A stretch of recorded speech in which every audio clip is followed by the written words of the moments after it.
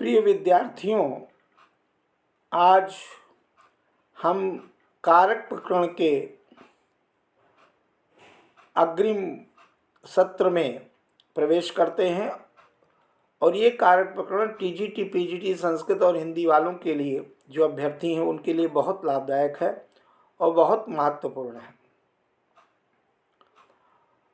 तो 20 प्रश्न का समाधान कल हुआ था, अब 21 अगला शुरू है और 20 क्वेश्चन आज भी उनका समाधान आपको व्याख्या सहित मिलेगा। आइए शुरू करते हैं। सबसे पहले हा सठम में कौन सा सूत्र प्रयुक्त हुआ है? हा सठम, सठ कहते हैं मूर्ख को, और हा जो है वो धिक्कार, एक अपमानजनक अर्थ में आता है। तो महर्षि पाणिनि सूत्र बनाते हैं कि अभिता परिता समया निक्षा हा प्रतियोगे अप। तो इसलिए इसमें जो एप्रोप्रिएट आंसर होगा वो होगा सी।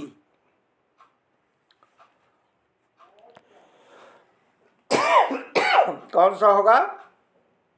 सी। इसके बाद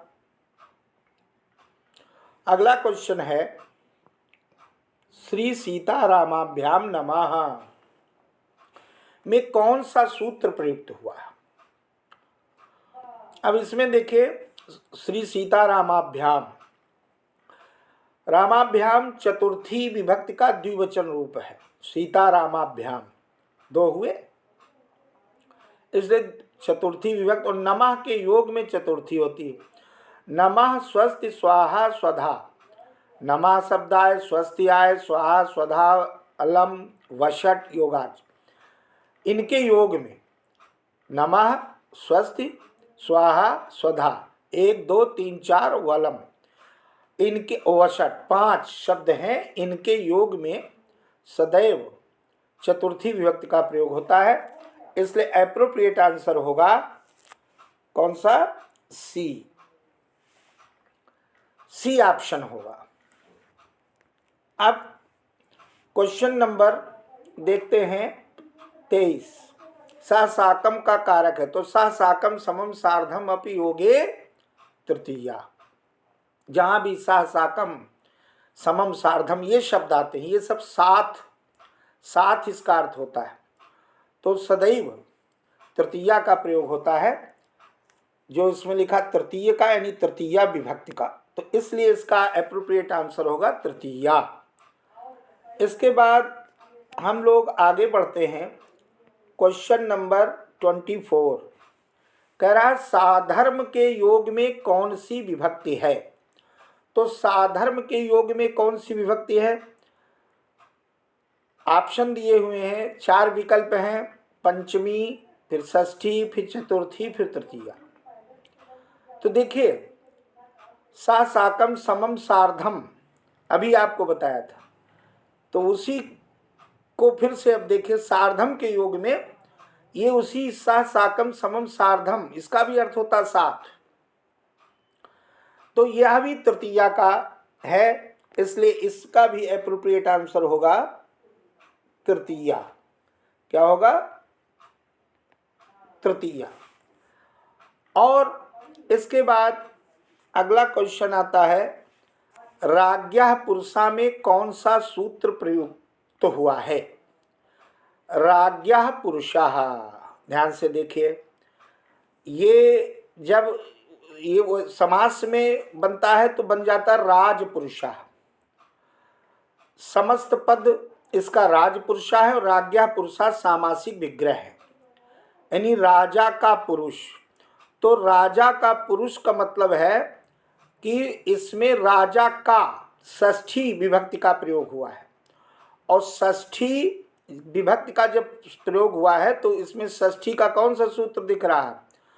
तो दूसरा यानी बी, षष्ठी से। तो यहाँ पर कौन सा हुआ? षष्ठी से षष्ठी से। तो इसलिए हम लोग कौन सा लगाएंगे? षष्ठी से, यानी कि बी। इसके बाद अगला क्वेश्चन आता है 26 नंबर का प्रश्न देखें, नेत्रेण काणा। तो कल आपने पढ़ा था एनांग विकार, शरीर के किसी अंग में जो विकार होता है, तो जिस अंग का विकार होता है उस अंग में हमेशा तृतीया विभक्ति का प्रयोग होता है। तो इसलिए इसमें काहे का प्रयोग होगा? तृतीया का। इसलिए यहाँ उचित ऑप्शन होगा तृतीया। इसके बाद हम लोग अगला प्रश्न पढ़ते हैं, छात्रासु रमा श्रेष्ठा के रेखांकित में किस सूत्र में कौन सी विभक्ति है? तो इसमें देखिए आप 27 नंबर प्रश्न है, 4 सूत्र हैं षष्ठी से सायुक्ते प्रधानी यतस्य निर्धारणम कोऽपि न। अब छात्राओं में रमा श्रेष्ठ है, यानी छात्र का समूह है उनमें है, और छात्रासु स्त्रीलिंग है, यानी जो बालिकाएं हैं, छात्राएं हैं, उनके समूह में किसी एक को श्रेष्ठ बताया जाए, निर्धारित किया जाए, तो यतस्य निर्धारणम क्या होगा? यतस्य निर्धारणम, यानी सी विकल्प सही है। इसके बाद हम लोग क्वेश्चन नंबर 28 देखते हैं कि मृत्तिकायाः घटा के रेखांकित में किस सूत्र में कौन सी विभक्ति है? और सूत्र दिया है, पहला ऑप्शन आख्यातोपयोगे, दूसरा एनांग विकारः, तीसरा षष्ठी से, और चौथा कोऽपि न। अब कोऽपि न तो ये तो सूत्र ऐसे दे दिया, लेकिन 4 सूत्र हैं। कोऽपि न मतलब कोई भी नहीं, तो 3 जो विकल्प हैं उनमें सूत्र। मृत्तिकायाः घटा, तो अभी आपने राज्ञः पुरुषा किया था, उसमें भी षष्ठी थी, राजा का पुरुष, तो यहाँ आया मिट्टी का घड़ा, तो इसमें भी हो गया षष्ठी से। कौन सा हो गया? षष्ठी से। इसमें भी हो गया षष्ठी से। अब इसके बाद क्वेश्चन 29 देखिए, शिक्षकै समम के रेखांकित में किस सूत्र से कौन सी विभक्ति? तो समम शब्द आया, समम का मतलब सह साकम समम सार्धम, तो उस सह के अर्थ में अशब्द हो, साकम हो, समम हो, सार्धम हो, उसके योग में हमेशा तृतीया विभक्ति का प्रयोग होता है, और तृतीया विभक्ति का जो सूत्र है साथ के अर्थ में है शाह युक्ते अप्रधाने, इसलिए दूसरा कौन सा होगा? दूसरा कौन सा? शाह युक्ते अप्रधाने, मतलब ए वाला, इसको करेक्ट कर लें। उसके बाद हम लोग क्वेश्चन नंबर 30 पे आते हैं, सीता भवनम प्रति गच्छति। बहुत महत्वपूर्ण प्रश्न दिया है, सीता भवन की ओर जाती है में पूछ रहा कौन सी सूत्र में कौन सी विभक्ति है। क्वेश्चन नंबर 30 को ध्यान से देखें, और इसमें देखें कि पहला सूत्र विकल्प के रूप में अभिता परिता, अब इसे प्रतियोग में द्वितीया, फिर यतस्य निर्धारणम, सप्तम में धर करने, साधु असाधु प्रयोगे वा। अब ध्यान से देखें तो पहले विकल्प में अभिता परिता अपि से प्रतियोग में द्वितीया आ गई, तो यहाँ पर प्रतियोग में द्वितीया, इसलिए ऑप्शन पहला सही, विकल्प नंबर 1। इसके बाद आप क्वेश्चन नंबर 31 देखें, ग्रामम परिता सरोवराः सन्ति के योग में कौन सा सूत्र प्रयुक्त है? 4 ऑप्शन है, स्पृहेरीप्सिता, रुच्यर्था नाम प्रियमाणा, अभिता परिता समयाद, इनमें से कोई नहीं।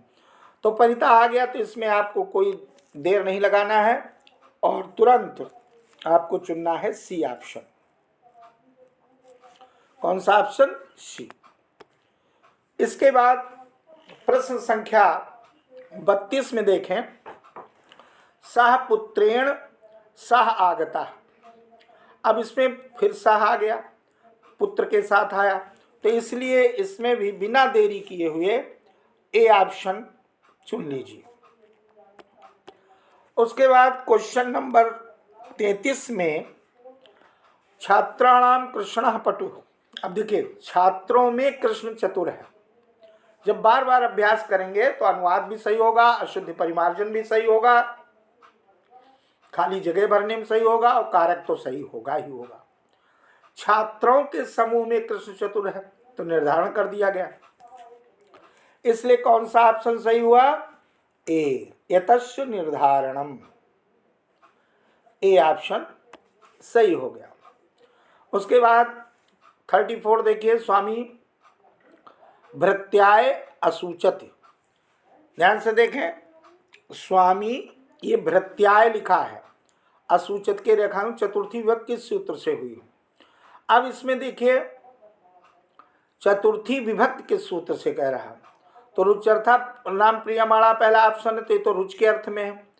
चतुर्थी संप्रदाने से चतुर्थी होती है हमेशा। बाकी क्रोध दो ही असूयार्था नाम यम प्रतिकोपा, क्रोध किया जाए, किसी से द्रोह किया जाए, ईर्ष्या की जाए, असूया किया जाए, और किस इन अर्थों को रखने वाली धातुएं जब आती हैं तो जिसके प्रति क्रोध और द्रोह, ईर्ष्या, असूया होती है उसमें चतुर्थी होती है। लेकिन इसमें तो सीधा सीधा क्लियर कट कि चतुर्थी विभक्ति का प्रयोग होगा, यानी बी ऑप्शन सही होगा। कौन सा? B option. इसके बाद क्वेश्चन नंबर 35 में देखिए, ललिता बालिका नाम श्रेष्ठा, ललिता बालिकाओं में श्रेष्ठ है। तो इसमें आपसे पूछा जा रहा है कि इस वाक्य में अस्ति के योग में कौन सी विभक्ति है। अब आप देखें कि अभी अभी जो आपको यतस्य निर्धारणम बता रहे थे, सब में सप्तमी आ रही थी। आप ऊपर यतस्य निर्धारणम का अभी कर चुके हैं, और इधर ये 27 नंबर पे छात्राश्रमा से छात्राओं में देखिए सप्तमी बहुवचन का प्रयोग था। तो जहाँ बहुवचन, एक वचन, द्विवचन कुछ भी हो, लेकिन विभक्ति सप्तमी, इसलिए निर्धारण में सप्तमी विभक्ति का प्रयोग होता है। इसलिए समुचित विकल्प होगा सी, सप्तमी विभक्ति। कौन सा होगा? सप्तमी विभक्ति। उसके बाद क्वेश्चन आता है, नमः स्वस्ति योगाज, स्वस्ति योग में कौन सी विभक्ति है? तो अभ्यासार्थ प्रश्न है, तो इनमें भी आप पहले देख चुके हैं कि जब नमः आता है तो चतुर्थी विभक्ति का प्रयोग होता है, इसलिए ऑप्शन होगा सी। और उसके बाद प्रकृत्या साधु में कौन सी विभक्ति है? अब प्रकृति से साधु है, स्वभाव से साधु है, तो से, प्रकृति से। कल आपको पढ़ाया था प्रकृत्यादि उपसंख्यानम, तो इसमें जो है प्रकृति से तृतीया विभक्ति, यानी ए ऑप्शन सही है। कौन सा सही है? A option. इस प्रकार से अब आगे बढ़ते हैं। 38 नंबर में वृक्षात पतति पत्रम, इसमें कहते हैं वृक्षात पत्रम अन्य के योग में कौन सी विभक्ति है?